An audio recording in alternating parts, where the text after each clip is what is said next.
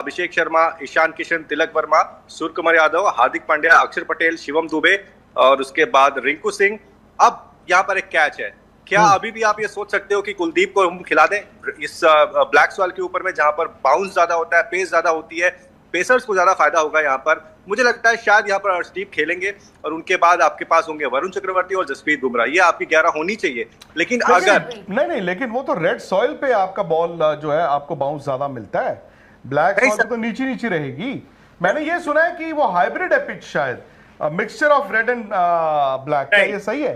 Hybrid नहीं है, mixture नहीं है सर, कंप्लीट ब्लैक सॉइल है, कोई मिक्सचर नहीं है। तो ब्लैक सॉइल, ये रेड ब्लैक है, ये प्योर ब्लैक। ब्लैक सॉइल का मतलब है कि कम रन बनेंगे। ब्लैक सॉइल पे गेंद स्लो टर्न होगी, रेड सॉइल पे अगर आप खेलोगे गेंद ज्यादा घूमती है, ज्यादा बाउंस मिलता है। ब्लैक सॉइल का मतलब है, मतलब वो उतना बाउंस नहीं होगा, तो शायद जो हम एक्सपेक्ट करते हैं हाई स्कोरिंग, वो नहीं होगा। इसका मतलब हाई स्कोरिंग नहीं होगा, लेकिन आपको बाउंस मिलेगा और थोड़ा पेस भी रहेगा यहाँ नहीं। यहाँ पर तो अक्षर पटेल जैसा, इवन वाशिंगटन सुंदर जैसा जो स्पिनर है ना, वो ज्यादा कामयाब है। इसका बॉल स्किप उसी पॉइंट कि क्या सुंदर को ड्राफ्ट किया जा सकता है? ये एक बहुत इंटरेस्टिंग सवाल है और एक पॉइंट ऑफ डिबेट भी है, क्योंकि सुंदर को अगर आप यहाँ पे ड्राफ्ट करते हैं तो आपको किसी एक को बाहर बिठाना पड़ेगा, और वो कौन होगा? नहीं, उस केस में तो फिर यार अर्शदीप और सुंदर के बीच ही लड़ाई है ना। एग्जैक्टली इसका मतलब अगर सुंदर यहाँ पर आते हैं, अर्शदीप को बाहर बैठना पड़ेगा।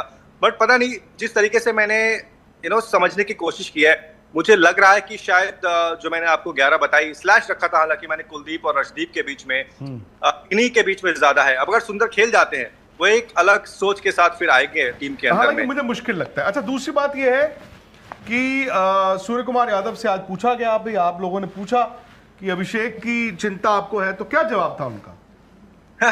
अरे उनका तो बड़ा इंटरेस्टिंग सवाल था। वो धीरे धीरे रोहित शर्मा की तरह आंसर करने लग गए। उनसे जब पूछा गया ना अभिषेक के बारे में, उन्होंने बोला मुझे तो उन लोगों की चिंता है जो अभिषेक की चिंता कर रहे हैं। आप समझ रहे हैं? ये तरफ से इस तरीके का स्टेटमेंट आ रहा है। क्या सूर्य ये कह रहे हैं कि गौतम गंभीर की उनको चिंता है? नहीं, वो ये कह रहे हैं कि जो बाहर बैठे हुए लोग हैं, जैसे मान लीजिए फॉर एग्जांपल मैं हूं, मैंने बहुत चिंता की अभिषेक के लिए, हो सकता है वो जवाब मेरे लिए रहा हो, क्योंकि मैंने बहुत बोला अभिषेक के बारे में, कोई नेगेटिव बातें नहीं बोली, लेकिन मुझे चिंता तो थी कि अभिषेक हमारे यार प्राइम बैटर, वो हमारे रीढ़ की हड्डी है, उनके रन नहीं आ रहे, 3-3 डक हो गए इस वर्ल्ड कप में। तो आपको बोला है? मे भी हो सकता है, कुछ भरोसा थोड़ी है, पता तो सब कुछ रहता है। तो ना नितिन, जैसे लाइव आते हैं सारे लोग अपना फोन ऑन कर लेते हैं। सबने स्पोर्ट्स तक को सब्सक्राइब करने के साथ साथ जो नोटिफिकेशन की घंटी बजाई है ना, द मोमेंट वो देखते हैं नितिन श्रीवास्तव लाइव, ठक। चलो जी, देखो जी नितिन जी आज क्या बोल रहे हैं। बट नितिन सच बोलते हैं, ये याद रखना, और सच कड़वा होता है, ये भी याद रखना। तो कड़वा सच, और वक्त पे सच का सामना करना, वो आपको तैयार रखता है लड़ाई के लिए। लेकिन उन्होंने ये भी कह दिया है, मतलब इंडिकेशंस दे दिए कि संजू नहीं है, चाहे वो अभिषेक की जगह सोच रहे हो लोग या तिलक की जगह सोच रहे हो, पर कह दिया है कि यही 11 है, सेटल्ड 11 है, जो भी संजू का नाम ला रहे हैं मत लाइए। ये भी क्लियर मिल गया।